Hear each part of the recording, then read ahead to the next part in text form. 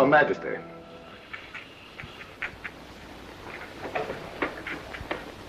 The trial of Michael Taylor is approaching its conclusion. Your Majesty's continuing personal interest in this extraordinary case has afforded me the utmost gratification. I hope to remain to the end a silent observer. But if the verdict should prove a disappointment to the expectations of Your Majesty's government,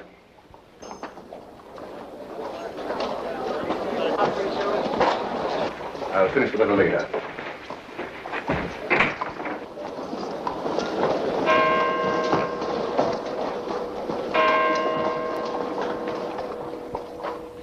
But honorable justices of this court, gentlemen of the jury, never in all my experience has there come to my attention a crime of such unmitigated atrocity as the one of which this prisoner is accused.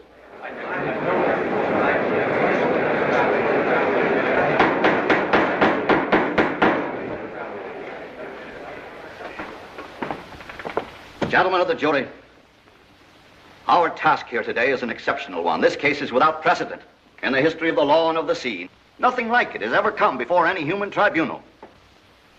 Now, gentlemen, when ordinary land folks such as you and I take passage on a ship at sea, they're as helpless as little children, utterly dependent upon the skill of officers and crew. But this prisoner was an experienced seaman, wise in all the ways of the sea when he made himself responsible for the fate of the survivors of the William Brown. A score of those survivors present here in court have testified that he saved them. But he also saved himself. And there were 18 other human beings on the good ship William Brown who might now be alive. Where are they? Her husband.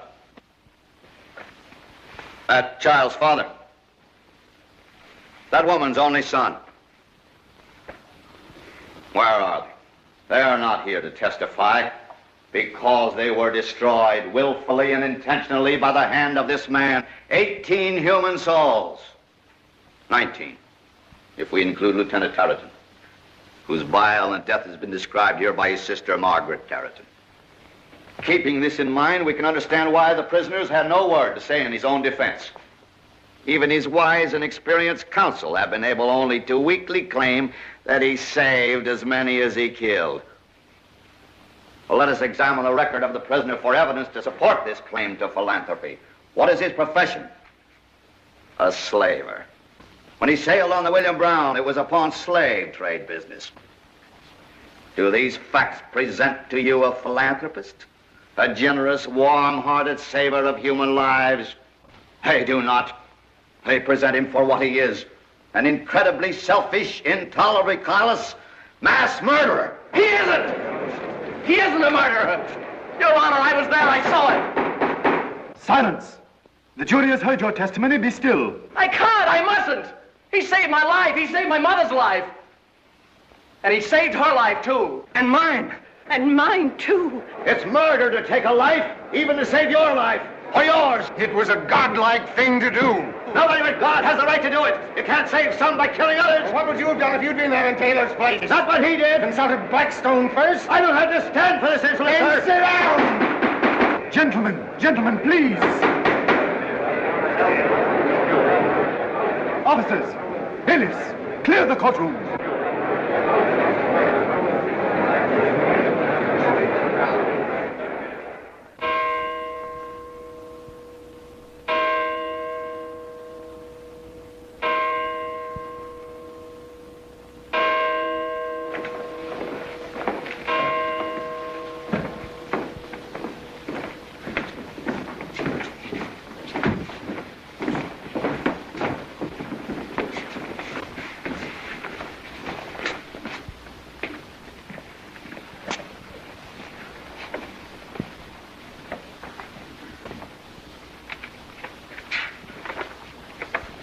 The unanimous verdict of the jury finds the prisoner guilty as charged.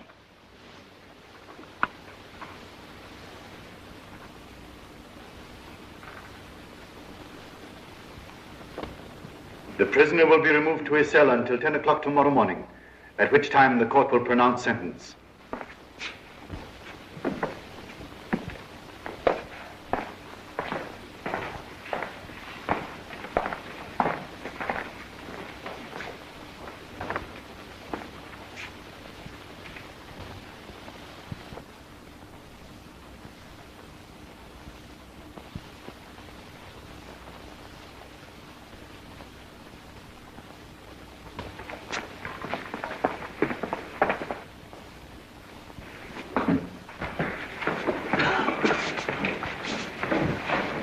If it please the court, as an agent of Her Majesty the Queen of England, I beg you to permit me to make a statement concerning this case. Here are my credentials. This seems somewhat unusual, but if you have any additional light to throw on this affair, I'm sure the court will be very pleased. Proceed, Mr. Woodley. There are certain circumstances connected with the prisoner's past which Her Majesty's government feels should be brought to this honorable court's attention before sentence is passed.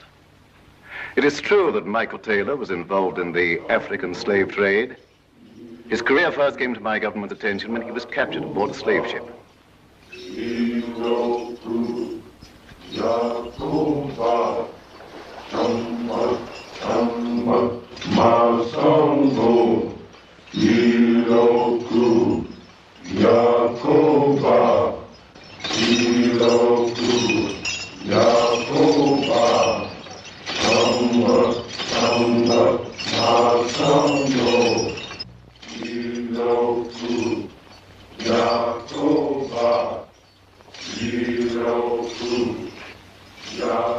To die, to sleep no more, and by a sleep, to say we end the heartache and the thousand natural shocks that the flesh is heir to. 'Tis a consummation devoutly to be wished. To die, to sleep perchance to dream.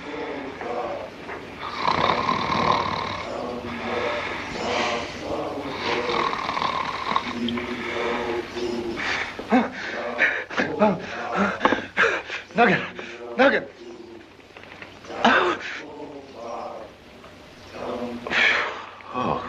Same old nightmare, huh? Yep. I dreamt I fell into the water again. I was going down for the third time when you swam up and saved me. Thanks, Nugget. Tell me something. Being as you're so scared of the water, what made you follow the sea for a living? To prove to myself that I wasn't afraid of the water. But I am. What you been reading? The Tragedy of Hamlet. What's it about? Well, it's about a man who couldn't make up his mind. That's the tragedy. Can't make up his mind to what? He couldn't make up his mind whether to live or die. To be or not to be. Just like those blacks down there below deck. Most of them can't make up their minds whether they want to live or die. That's what you get for reading those books. It softens you up. Trouble with you is you're getting too sentimental. You're the one that's sentimental. I am not. If you're not sentimental, why are you wearing your mother's wedding ring in your ear? Well, that? Oh, well, that's only because, when I run short of money, Captain Granley must be laying it on him again. Yeah.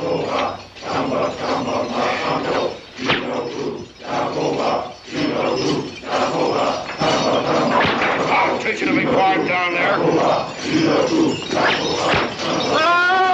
Be quiet, you black bat.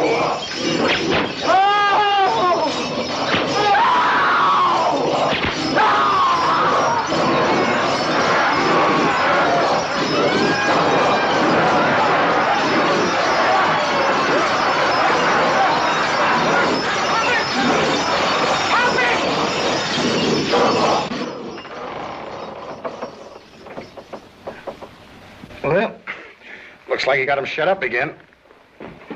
Father, Mr. Taylor, they got Captain Granley down the hall. He fell in and they got him.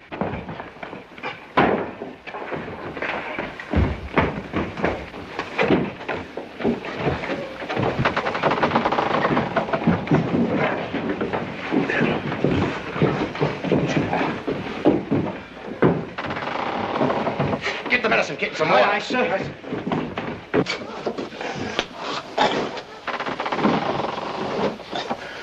Oh, there you are. I'm done yet. Powder, you take charge of the ship. Taylor, you help him. And when you reach Savannah, turn the ship's log and papers over to Updike and Morgan. But if the British sight you, destroy them. Unless you get a chance to turn them over to Jay.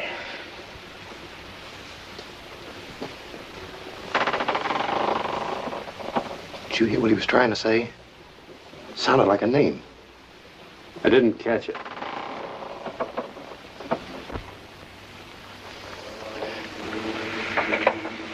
I suppose I ought to feel sorry for Captain Granley, but I'm not. If the blacks hadn't got him, one of the crew would. What's our course? Due west. I'd shift it to north by west. Why, that'd bring us up by Secondi. Say, Nuggin, don't you remember what they told us at Lagos? Come here.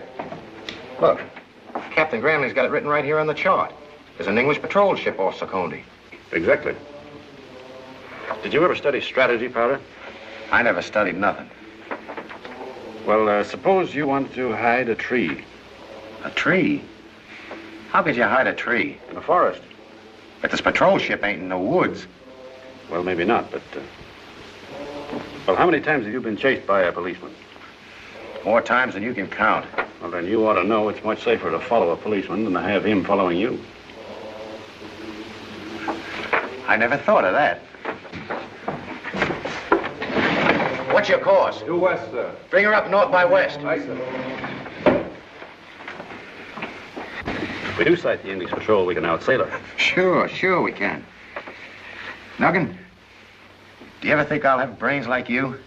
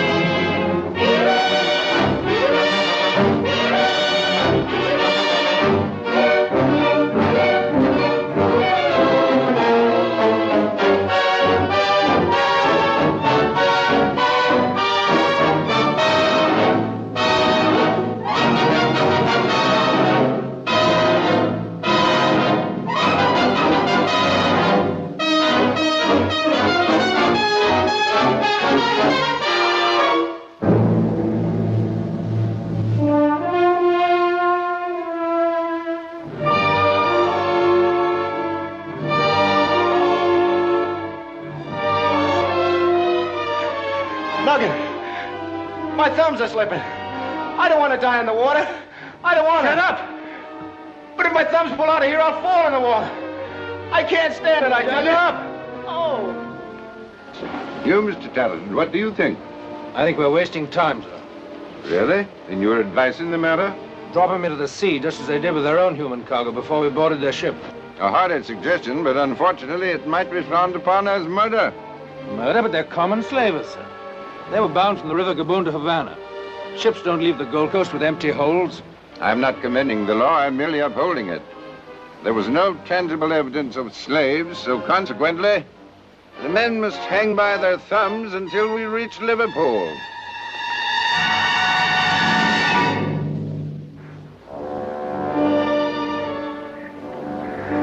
Cut us down. We'll talk. Have the gentleman cut down, Mr. Belton. Aye, sir.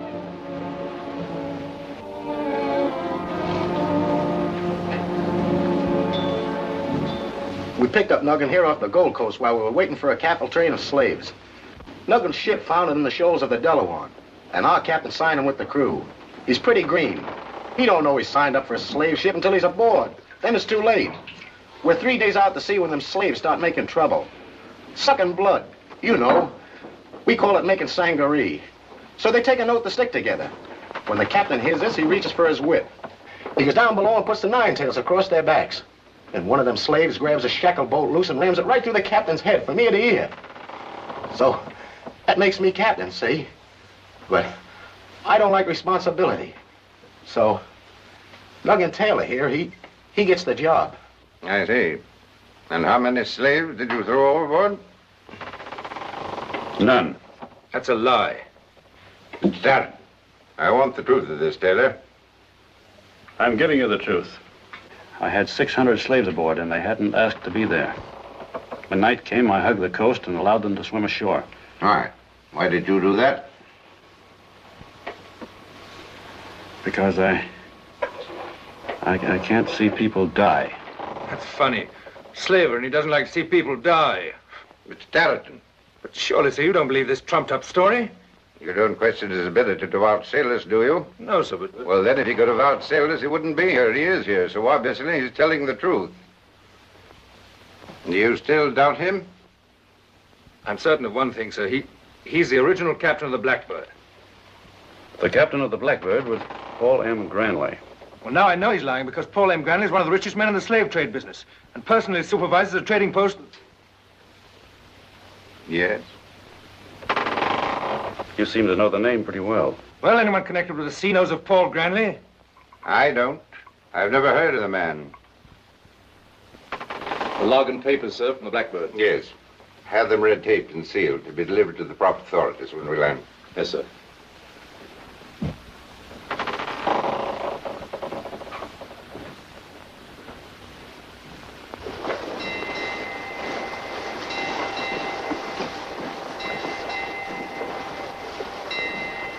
Slim Lucy Lister, yo-de-yo-de-yo. I never kissed her, yo-de-yo-de-yo. Lanky Lucy Lister, I never kissed her, but she had a sister, yo-de-yo-de-yo. Plump Sadie Danker, yo-de-yo-de-yo. Hung like an anchor. Unusual procedure, an English officer bringing water to prisoners. But I happen to have certain regrets about my action this afternoon. Pay me. You're the luckiest feller I ever knew. Now, look here. I came down here to, sort of apologize. And I meant by insolence. I don't like insolence. What do you like? I don't know whether you think you're being funny or not. You thought nothing of taking advantage of your position to insult us. Now you come to see us. Why? You would like to know if I was with Captain Paul M. Granley when he died. Was he conscious? Did he betray anything before he passed away? England has a monopoly on your kind, Mr. Tarleton. There are sons of rich parents in America who also look upon the trafficking in human flesh as business. Sooner or later, you'll get caught, but it's not my business to catch you. A year on a slave ship wouldn't do you any harm. Get the stench of the slave deck in your nostrils. Rub shoulders with fowlers and gamblers who've got scurvy and mouth rot. You never heard of ophthalmia. Captives of white men get it. They go blind.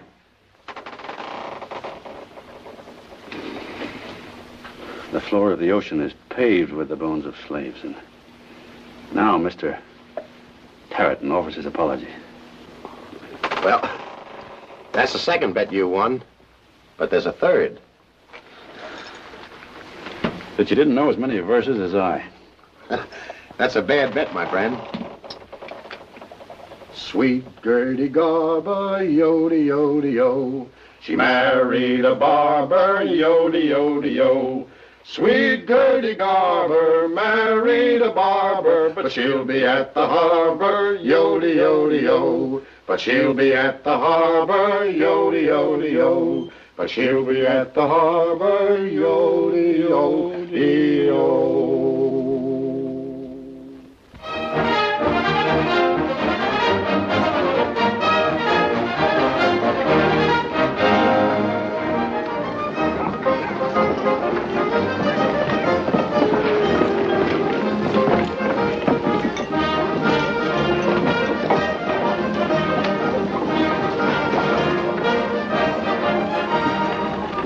The captain and the mate of the Blackbird are to be held. Yes, sir.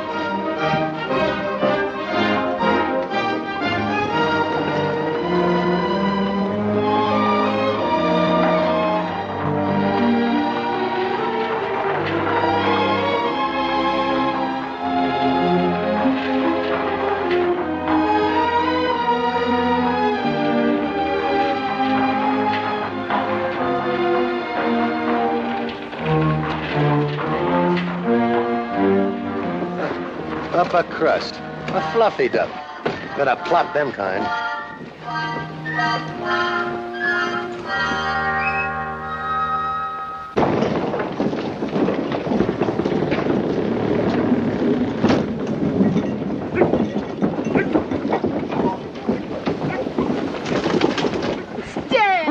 Sis. Stanley. Margaret, the last time I saw you, you were beautiful. Now you're twice as much. Silly. But observing. All right, Henry. Oh, incidentally, hello. Yes, sir. And hello to you, sir. Skip-a-doo now. Get along. Skip-a-doo.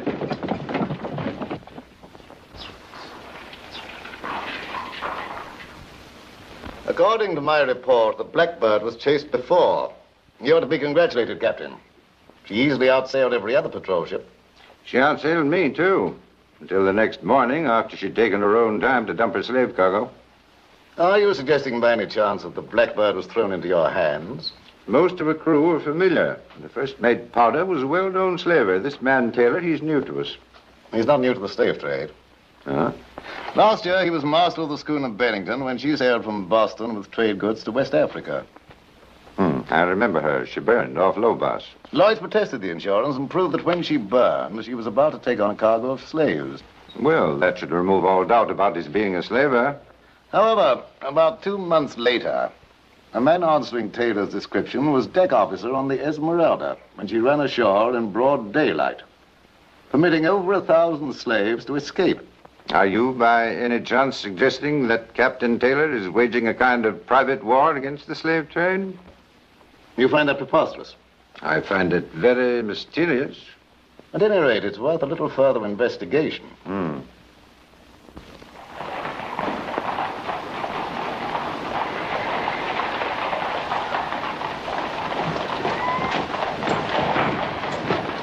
I've been in a lot of jails, but this is the first time I've been paid to get out of one. When that patrol ship took us, I was worried some about maybe you weren't so smart as I thought. But look how it's come out.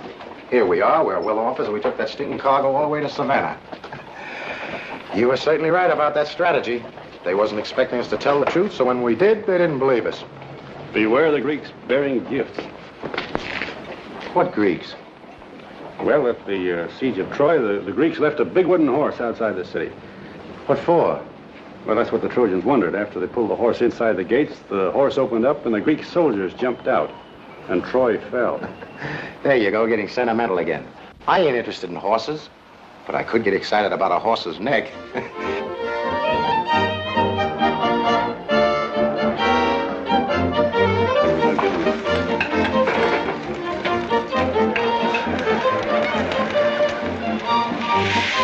There you are. That'll warm the cockles of your heart, sir.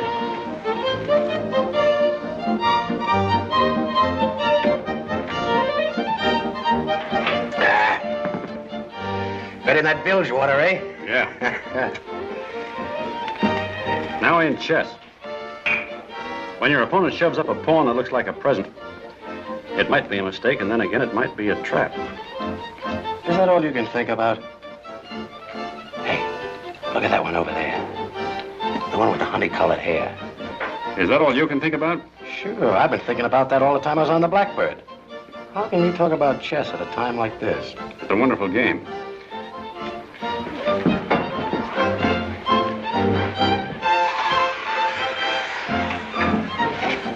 Hiya. Hello. There's a gentleman upstairs who wants to see you. Already? I'll show you. Among other things, I'm thirsty. So if you'll come over with me and my friend... I think your friend has other plans.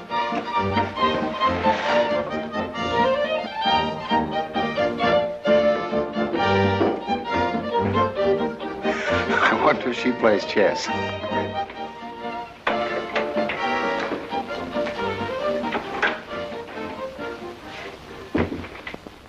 Come in.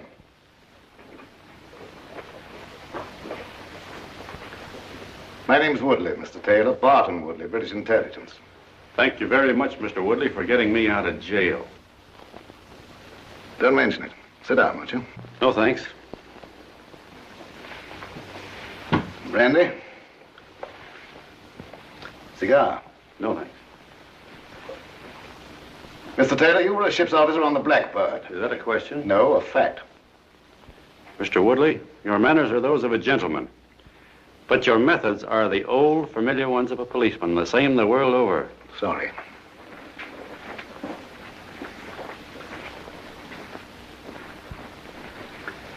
I should try and change my methods. I suggest you come right to the point. Now, it occurred to me when I heard Captain Marticel's story that the fate of the Blackbird was quite interesting. Someone on board was either incredibly stupid or else desired her capture. You don't seem to me a stupid man. I've been studying you these last few minutes, and I'm an excellent judge of character. Then you should know I'm not a stool pigeon. I have no intention of helping you convict either me or my friends. Good day, Mr. Woodley.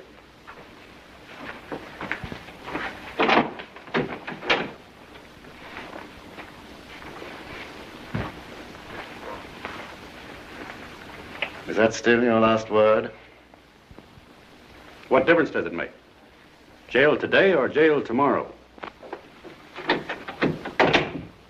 I can't let this opportunity pass. It may never come again.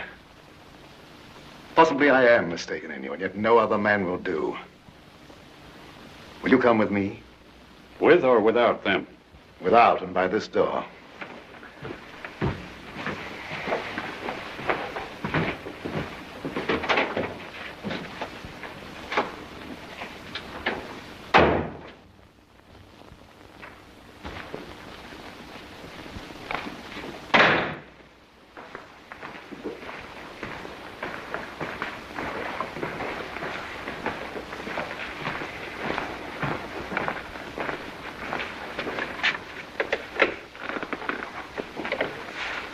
Please.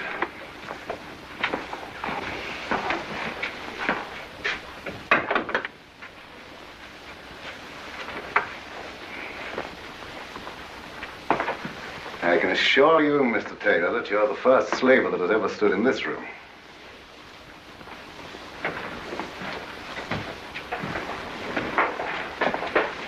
On that map is plotted the course of every English patrol ship.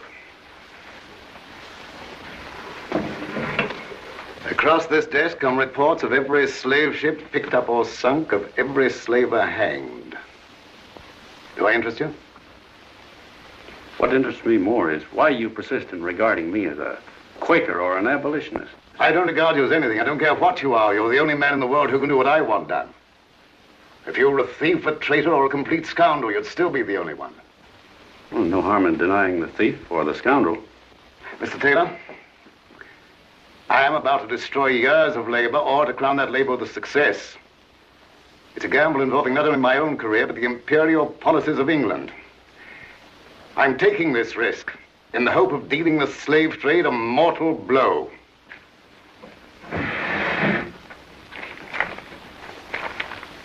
Do you recognize these? The log and papers of the Blackbird. Which you so studiously neglected to destroy. But amongst them is this letter of instructions from Captain Granley to his associates in Savannah. In it, he gives the secret routes to be followed by every one of his ships during the next 3 months. To you alone could Granley conceivably have handed over such a letter before he died. If you deliver it in Savannah, there'll be an English patrol ship laying in wait for every slaver that sails. Precisely. Does that interest you, Mr. Taylor? Very much. Thank God I'm a stubborn man. And you too. Don't you fellas in this sort of work have ways of altering documents like this? Yes. Because this letter deals only with ships leaving Africa during the next 3 months. If you could fix it to cover the next 6 months, you could get a crack at every slaver that Granley controlled.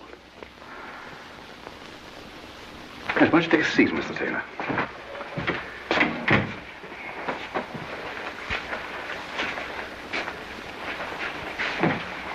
Cigar?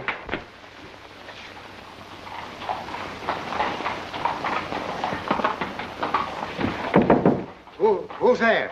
Me, let me in.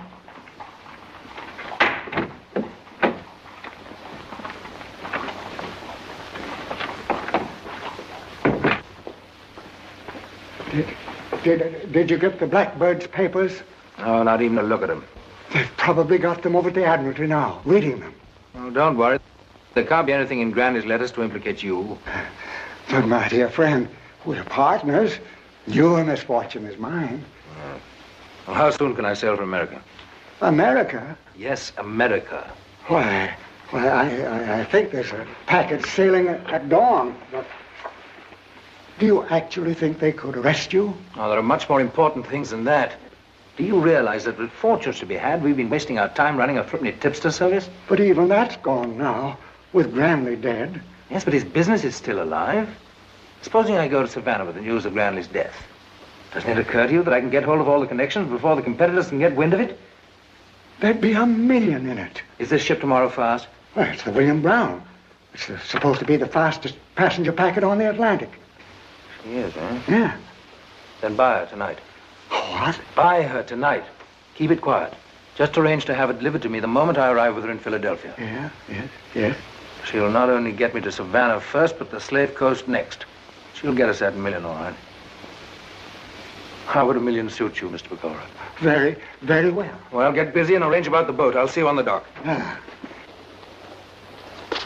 Here's your ticket, sir. And she sails at dawn.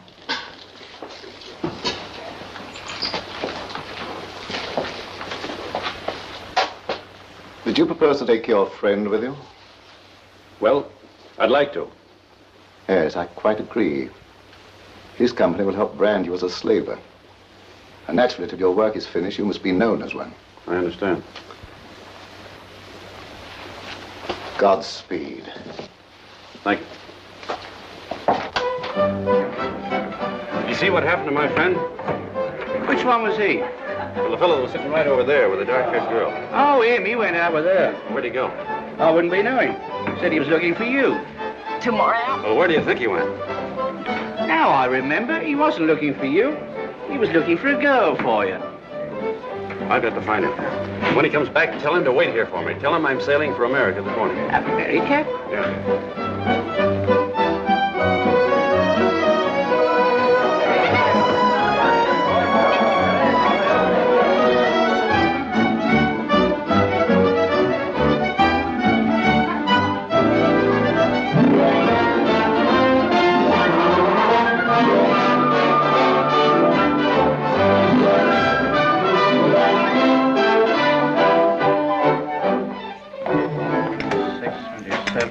Has my friend been here? Yes. 28, 29, 30. Well, where is he now? He went away again. 38. Did you tell him I was going to America? Yes, I told him. Well, what'd he say? He says to tell you if you're going to America, he's going to Peru. 35, 36, 37. 46, 47, 48, 49, 50. Can I have a piece of paper? Yes, certainly. Pencil? Thanks.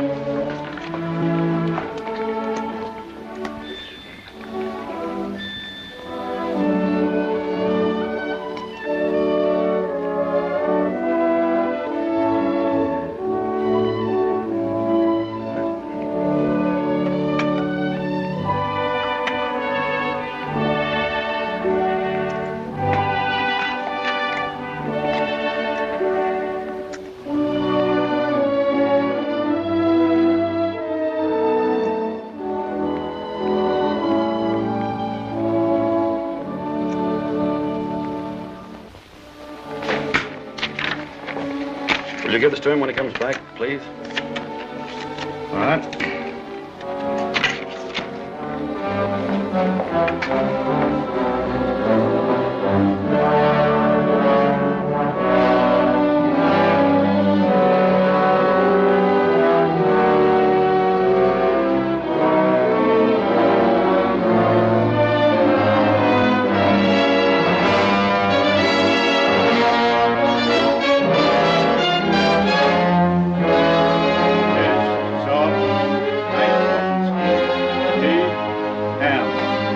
Put them away.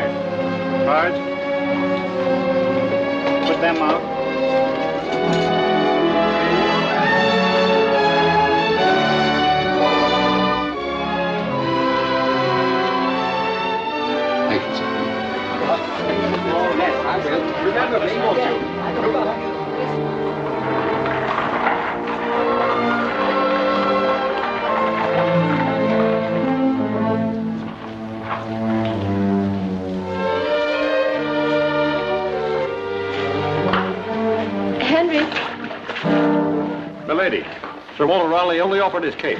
This is my complete wardrobe.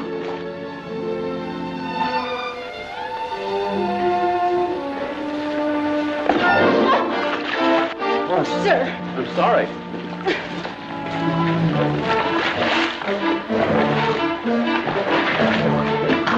Wait a minute, please. Please remove this thing. I'm sorry. I was just trying to help you across the... My shoe. Yeah, I can do it.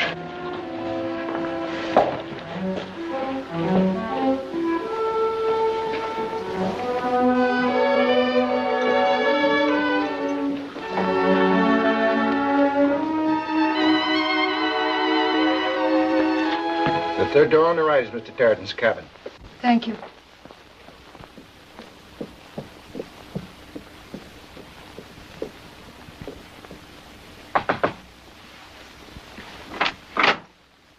Why, Margaret. Stanley.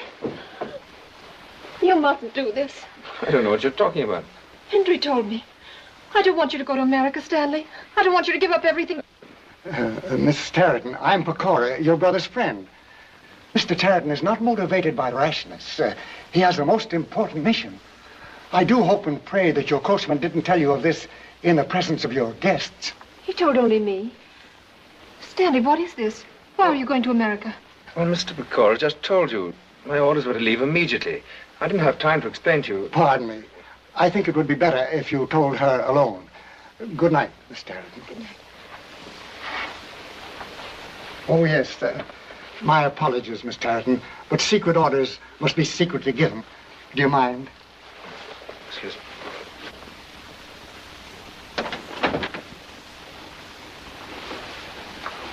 You must take her to America with you. How the devil can I do that? She must not leave this ship. She's a woman. She will talk. So what about the coachman? I'll take care of him. Pecora and Tarleton. Good luck, my boy.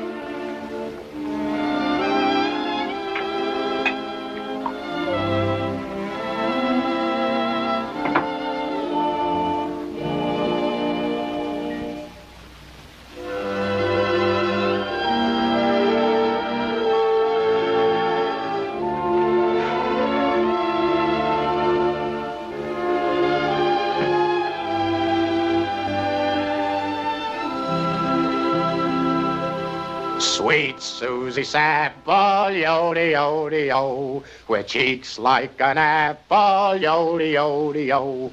Sweet Susie Sample, with cheeks like an apple, so you were hiding from me, yo-de-yo-de-yo. Pay me. I'm one up on you.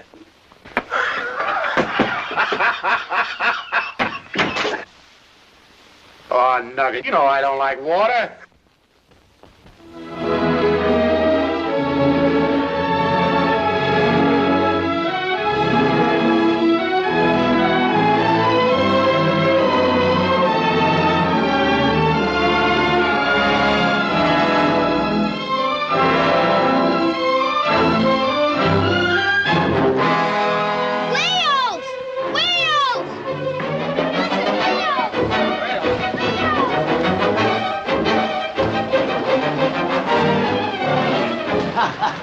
Not whales, porpoise. Whales! Whales! Whales, Papa! The whole ocean's full of whales!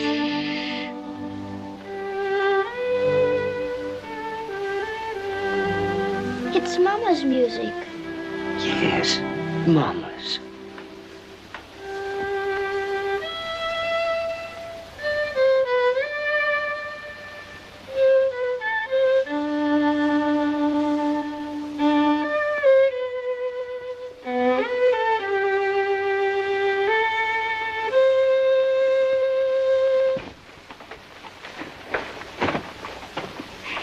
You know, you really shouldn't do that.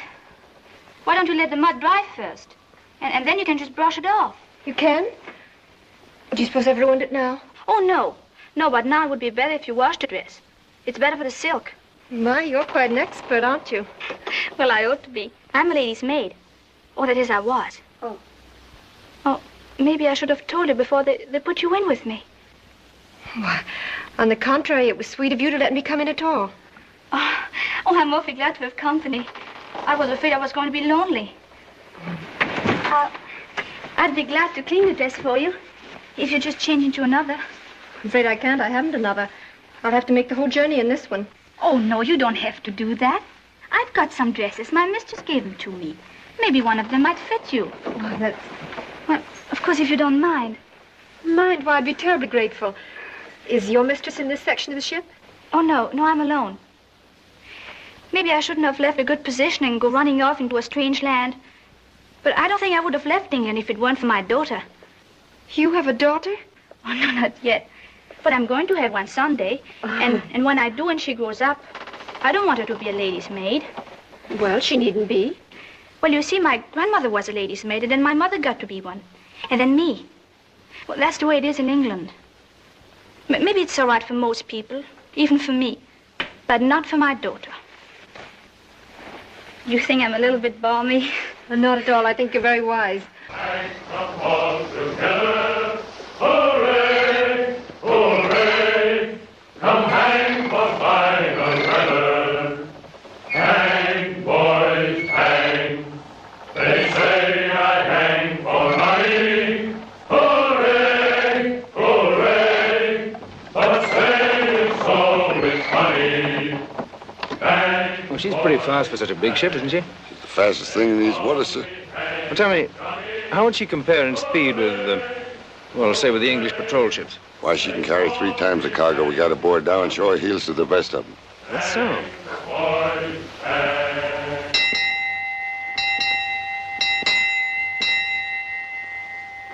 Yep, that's what it looks like to me, a rooster up there. Flapping his wings and screaming at the top of his lungs. Do you know what he's saying? Nope. He's crowing, "Mister, I'm freedom." And do you know what I mean? Nope. Well, you're thick. Maybe I am thick. But that ain't a rooster, it's a flag. Well, that's just a figure of speech. I mean, it's loyalty. Something you got, something to look up to. Look up to? What for? Did you ever march in a parade with the bugles blowing and the flags waving? Nope. You didn't, huh? Well, did you ever... Well, you know what a sunflower is, don't you? Sure. It grows in backyards. Ever notice the way it follows the sun? Uh-huh. Like that. Always looking up. That's loyalty. Loyal because the sun gives it a reason for living, warms it up and makes it bigger. Does something to it inside, you know. Nope. And the way you're telling me, I ain't never gonna know. Looks like you're getting sentimental again. Let's get down below where I can get a little grog and I'll get into this thing too. Come on.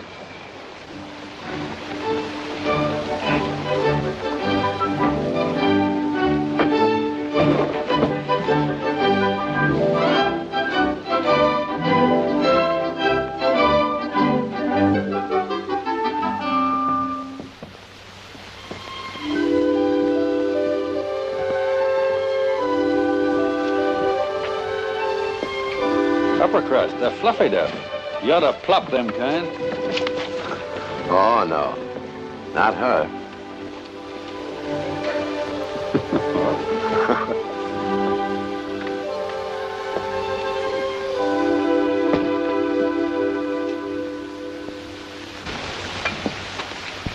Well, gentlemen, I'm in no mood for jesting today. Come on, release the target.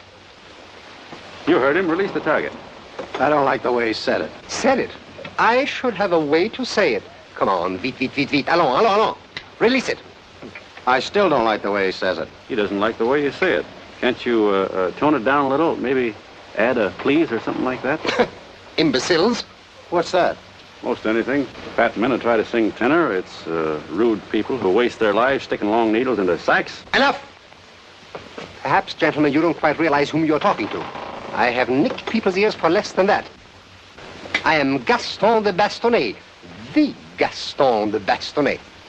An odd title, my gentle-tempered friend. Title? What title? The. The? The de Bastonnet.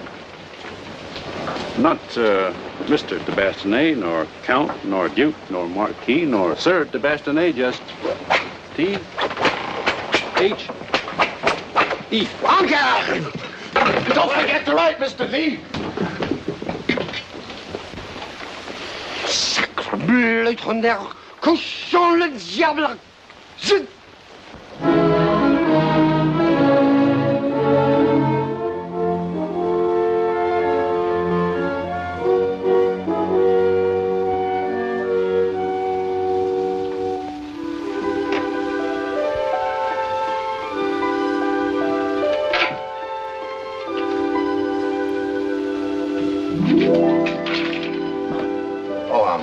So sorry.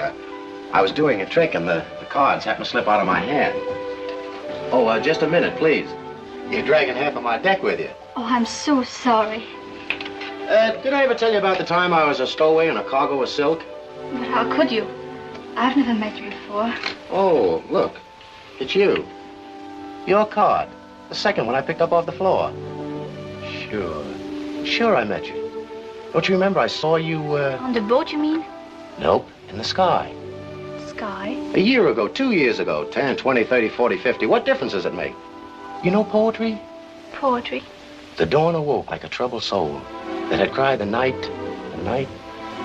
Well, anyway, there you were. In the sky, you mean? Yeah, right out of the heaven. And you were the sunshine. And just like that, there was no more trouble, no more tears. They call me Powder. Does that suggest anything to you? Why, yes, it does. You want to know my name. Let's sit down.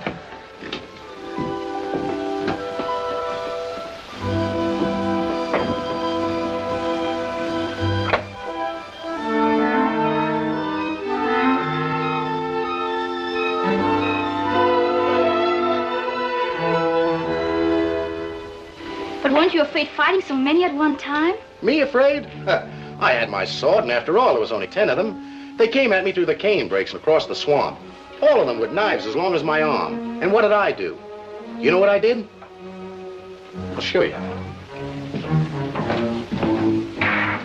I stood with my back up against an oak tree, and I threw the war cry right back in their teeth. Sadie Danker, yo-de-yo-de-yo, she hung like an anchor. It's getting a little stuffy in here, don't you think?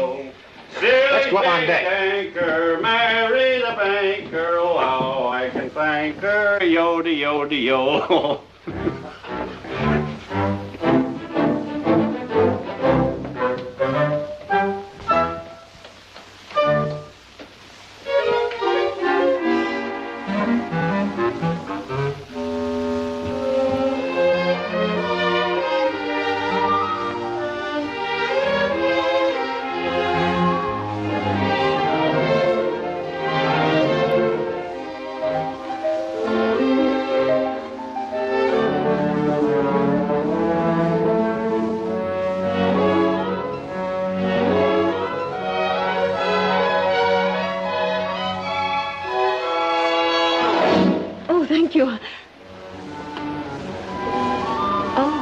Well, it's quite all right. I assure you. I'm quite capable of taking care of myself, thank you.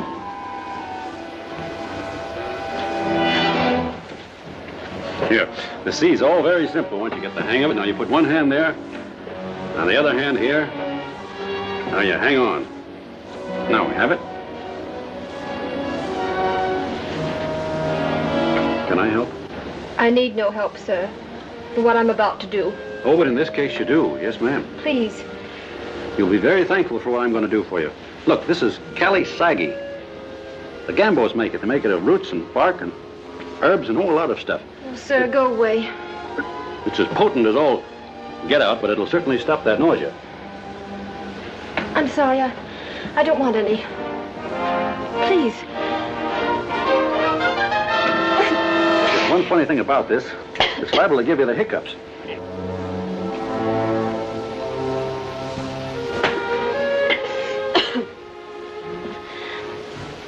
Go on.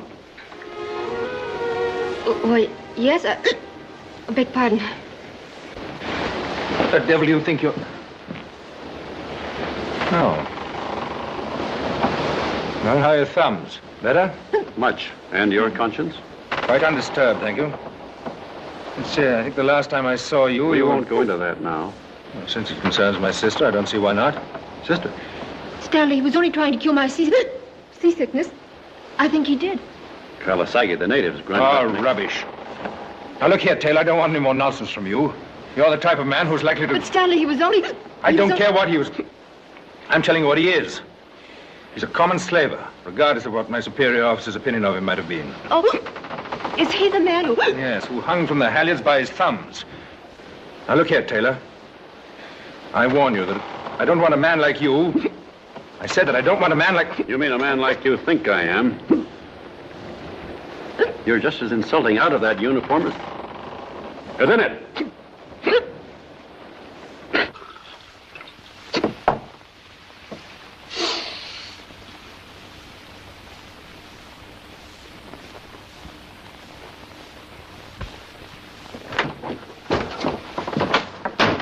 Who do you think I just seen up on the deck? Oh, so you know that. And that fluffy duff that gave you the eye on the dock, she was with him. Oh, so you know that too? She's his sister. Well, you better be remembering what you told me about looking out for the Greeks when they got horses to give you. I don't know what your game is. It's all the same to me, whatever it is. But if there's anything you want done... Listen, there's just one thing you can do for me. What's that? Two things. Sit still and be still. It's, all right if I twiddle my thumbs. Come in. Pardon me, gentlemen. I've come to apologize again. I'm very sorry, Mr. Taylor, for my quite unnecessary rudeness. I know we've rubbed one another the wrong way each time we've met, but I see no reason why we shouldn't, well, have a new start and be friends. I like the idea of a new start. Since we're both going to America, I thought perhaps I might be able to be of some service to you. You having just lost your ship. For instance, I've some very good connections in Savannah. So you're going to Savannah? Now, don't be stupid. You know perfectly well what I'm talking about. You were there when Granley died, I know, but that doesn't give you the opportunity to interfere with me. You understand? You speak very distinctly. And think it over. Take your time.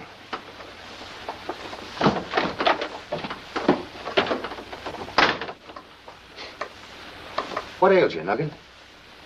I ain't never seen you stand for anything like that before. You sick? Maybe it's something yet. No, it's not something I had. It's something I promised him.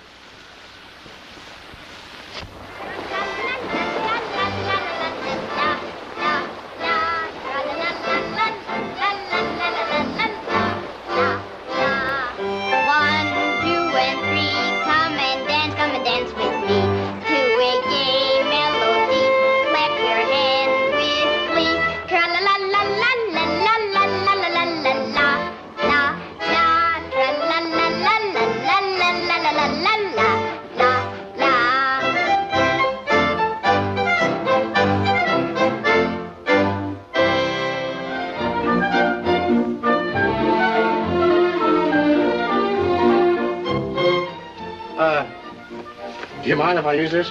No, help yourself. Thanks. Say, what was that piece of poetry you rattled off to me once? Poetry? Yeah, you know, the dawn awoke like a... Oh, that. Yeah, that's it. What was the next line in it? The dawn awoke like a troubled soul that had tried the night before. And a song of love from the rising wind. Why? What? Oh, I don't know. I was just thinking. Who is she? Oh, Nuggin, you ought to see her. In all my life, the dawn awoke like a troubled soul. She She thought it was beautiful. Of course, you told her you stole it. Well, you see, we got talking about so many other things, and she thought it was so marvelous to be a merchant of the high seas. She's dark, too, just like me. He's a merchant of the high seas with plenty of ships that carry cotton and copper, and oh, so many things I forget. You didn't forget anything when you were describing him to me. Dark hair, dark eyes, handsome, wears a ring in his ear. Doesn't that seem rather odd, a merchant with a ring in his ear? Oh, no, not at all. Not when I tell you about it. You see, it was his mother's wedding ring, and he says when he gets married, that is, if he ever finds the right girl. Or something like that. Oh, Miss Margaret, I've never been so happy in all my life. It must be wonderful to be that happy.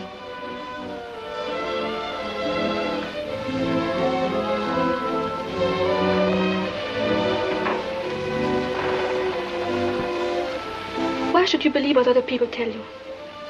You've never even spoken to him. But a slave of Babsy. Miss Margaret, suppose he isn't. You'd never forgive yourself. Would you? Then beckoned the blockhouse boy, said Pete, the one-eyed scout. There's danger in them yonder woods. There's Mohawks all about. They're armed and painted up for war. They'll strike before the dawn.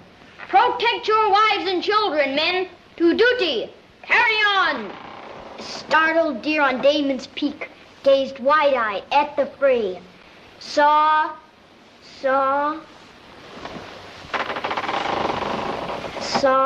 Carnage. Carnage? Saw carnage wrought. Heard Indians yell until the break of day. Is that right? Sure, that's right. You know all of it. Uh-huh. I'll begin with the deer. The startled deer on Damon's Peak stared wide-eyed at the fray, saw carnage wrought, heard Indians yell until the break of day. The earth reached up to kiss the sun, found peace in Shattuck's glade, and of the Mohawks there were none, for a history had been made.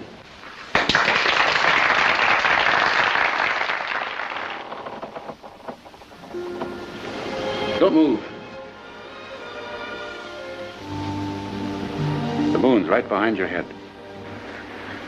I want to thank you.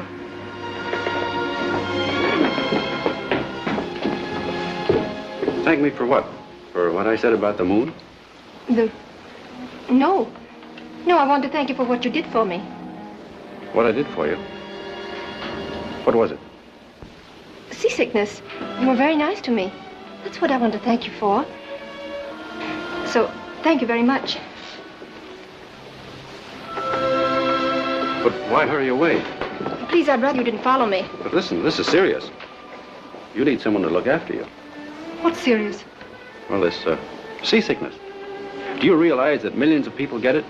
And what happens? They get worse. Oh, yes, they do. It practically wrecks them. Would you mind telling me your name? You do, huh? Well, the people that know me don't get seasick. No, sirree. I just give them Kelly Saggy and boom, it's all gone. You know where I get it? Right in the heart of darkest Africa. You want to know how I get it? I have to fight and struggle and tear my way through dense forests. Please, I'd rather... Not till I'm finished. I'm a man of few words. You certainly don't talk like it. Now, I came out on deck to thank you for being nice to me. You're just spoiling everything. You're acting like a child. How old? I mean... I'm sorry. I'm sorry if I offended you at any time. I didn't mean to. My name's Michael. Mine's Margaret. It's a lovely evening, isn't it? Is it? Beautiful.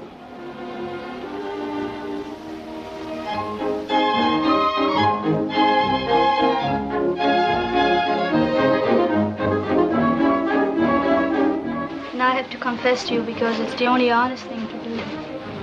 You told me about yourself, who you were and what you did. A merchant of the high seas. Somebody who means something in this world. I've told you nothing. Who I was and where I came from. You don't have to. I know. You came from the... From the sky. That was so nice. and I'll never forget it.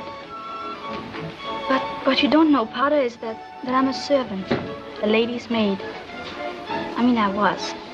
I was going to America just to...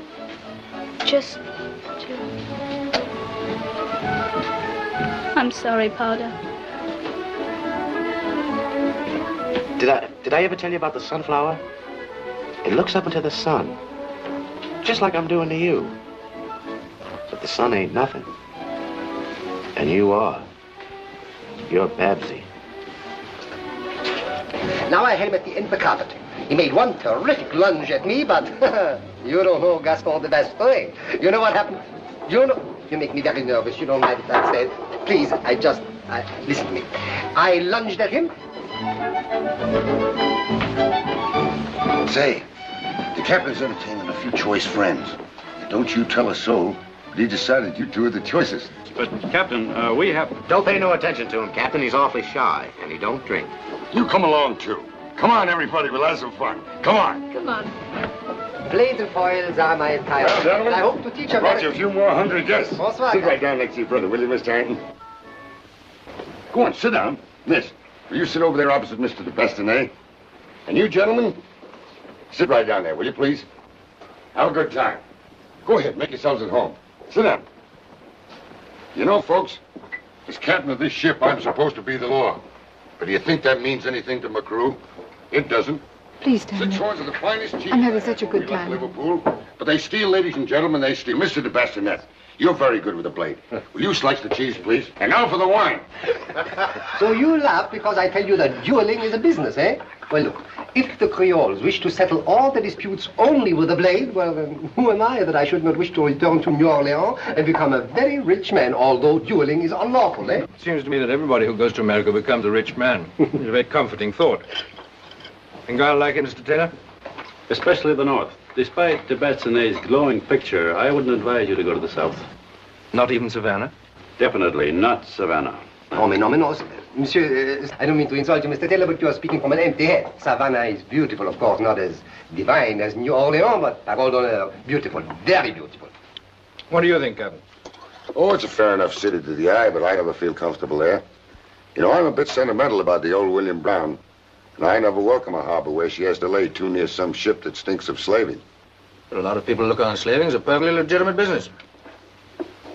Mr. Taylor, it might be interesting to know the viewpoint of somebody actually engaged in it.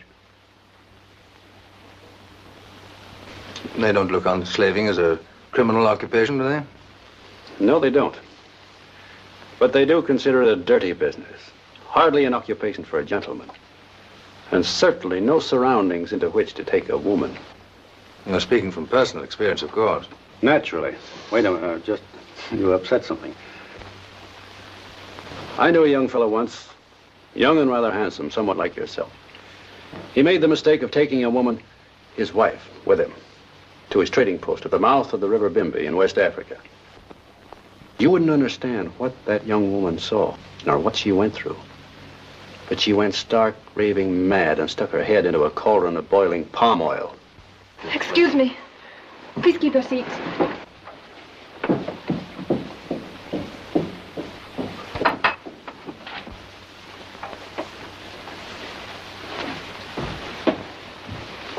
Oh, I seem to have offended him. Miss Margaret. I'm sorry.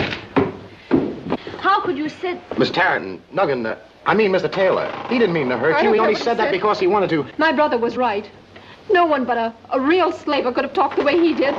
You mean you think he's a slaver? Your brother didn't tell you why he was aboard this ship, I did don't he? want to talk about But that. I do. I'll talk and you listen. He's no slaver. He never has been. I told Nuggan that story. I told him because I was there when it happened. I'm no merchant of the high seas. I never have been. I'm the one that's been a slaver, a worthless good-for-nothing.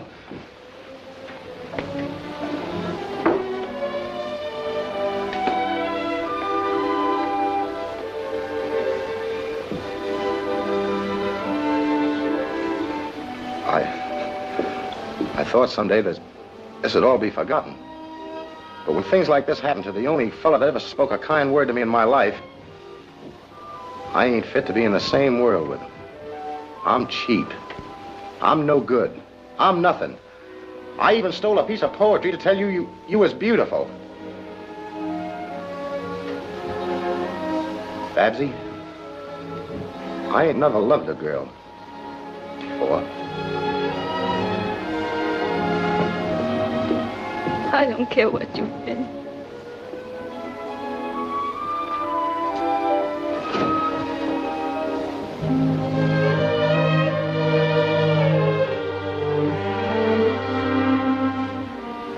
Why did you lie? Oh, well, you mean at the table? Well, Powder told me. Well, Powder's a bit twisted in the head. Why don't you answer me? May I ask you a question? Of course. So, why are you making this voyage with your brother? Why, there's no mystery about me.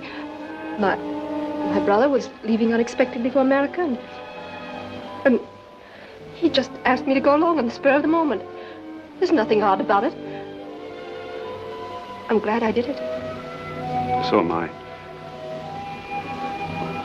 Are you sure you're not making a mistake? I'm not a helpless child. No, but I helped you once out of your carriage, and I helped you with your seasickness. A fellow in China once told me that if you help a person the third time, you become one of the family. I wish I could help you again.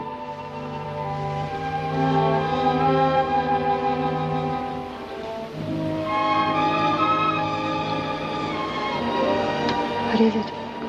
I never want to forget a thing about you.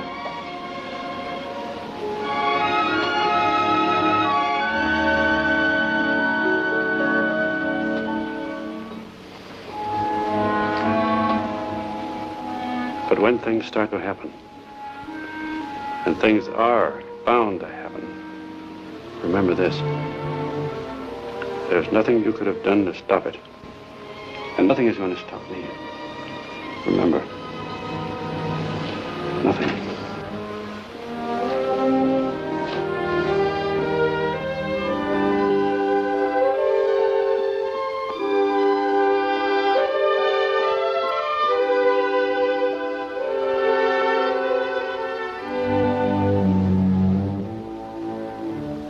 And Papa said because you had been so nice to me, about the poetry, I mean. He said I could give you my Indian toy box if I wanted to. And I want to. It plays music if you press the button. And if you wound it up, it went like this, and this, and this. I'll bet it's a beauty. But you're not going to give it to me after your father made it just for you and everything. Oh, yes, I am. And you're gonna keep it. Because just like I told Papa, I think you're awful nice. And if I was older, I'd marry you. Now you stay right here, and when I come back, I'll show you just how it works.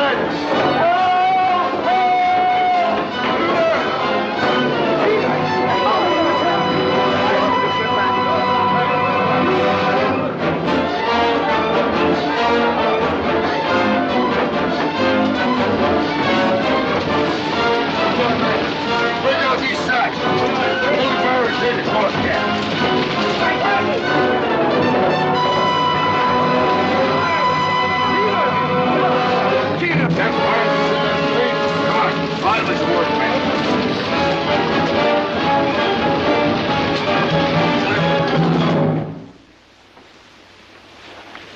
Shut the door.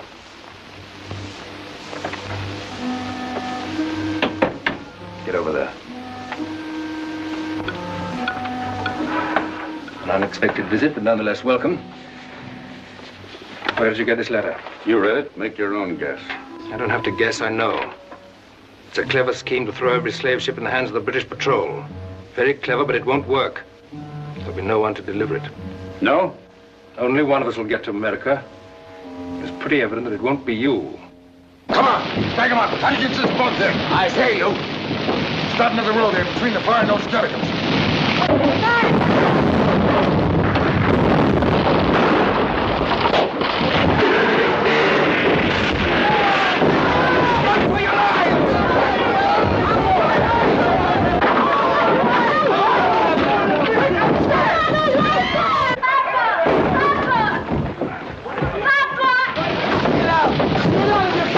Let's try to get on.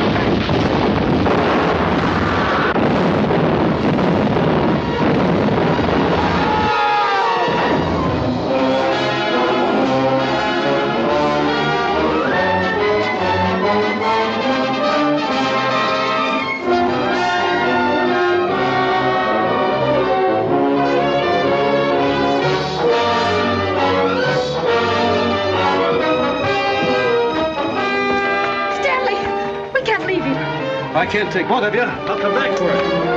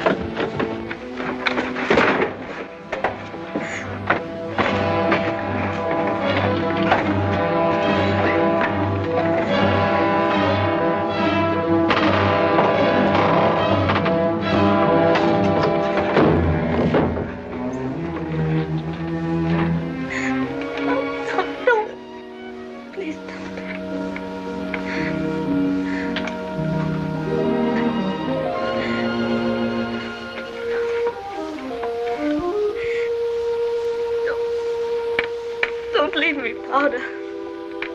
I won't. In the sky.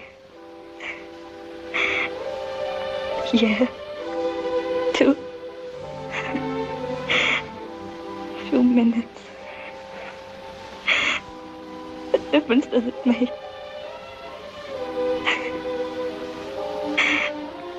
You meant it, didn't you, Powder? Then and always, Babsy. You and me. Oh, Powder. You made me so happy. You are? Did I ever tell you about the time I was a pirate off the China Seas? China Seas? Babsy. Babsy.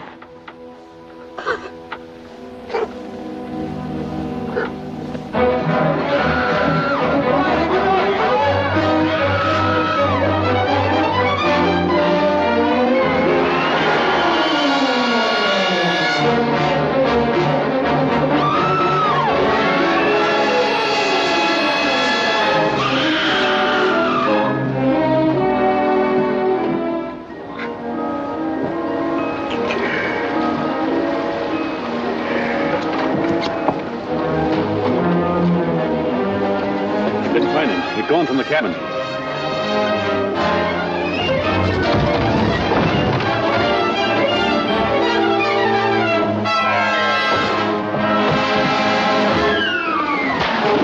that boat! Don't let him get away with that boat! That's the only lifeboat left! coming. I'll club the first man that tries to jump. I won't stay on this boat and die like a rat. If you start a panic, you'll swamp this boat and you'll all drown. He's right. Leave the boat alone so everybody can go. Pull me in, will you?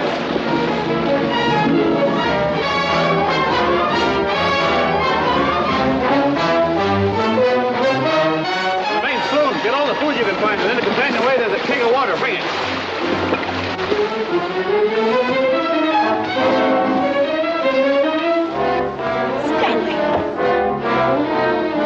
The man's a maniac. He's mad. If he lives, not one of us will get a chance to...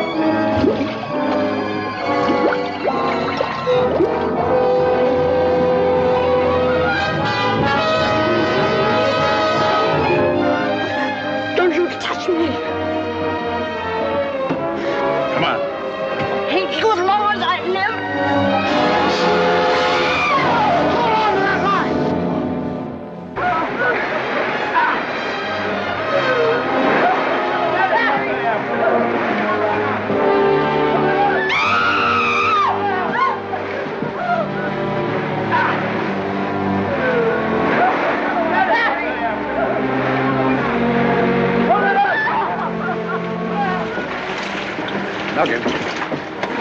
Where's Babsy?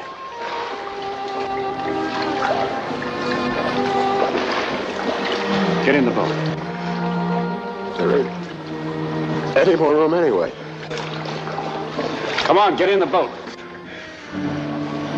Nugget, I just found out what you meant about sunflower. You know it. There's your safety. He's something to look up to.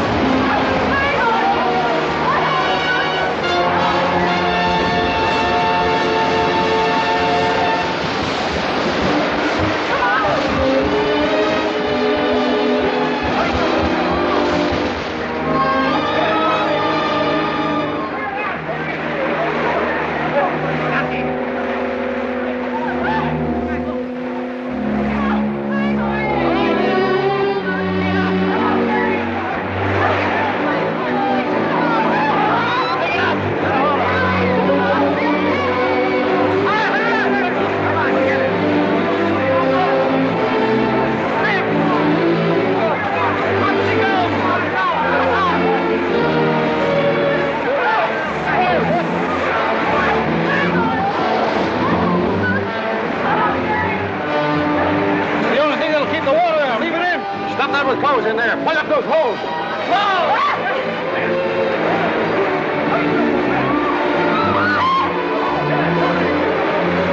Get out the oars. Help it.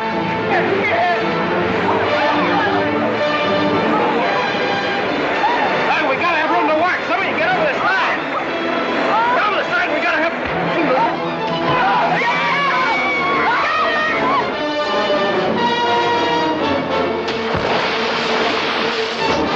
You gotta have more room. Get over it. Hang on there.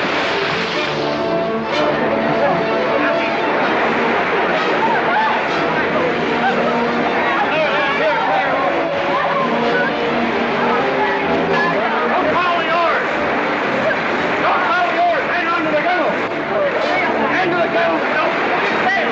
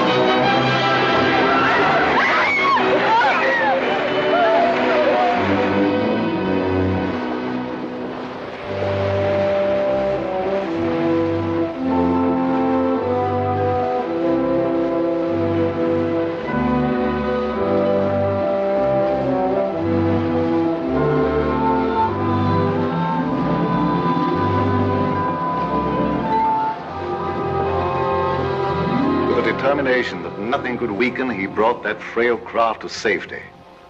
Then he went on to Savannah to finish his appointed task. When he decided to save his own life, it was to further a great cause.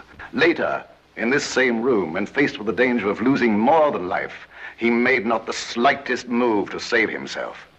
I humbly crave the court's forgiveness for withholding my statement until now.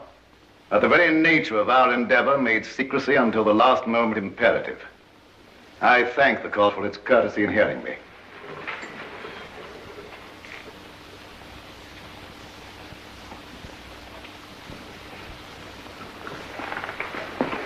There is no hand except my sovereign's that I would feel more honored in taking. To you, Michael Taylor, I am authorized to express my country's gratitude. You'll be glad to know that since your arrest, the African slave trade has suffered a series of blows from which it can never recover.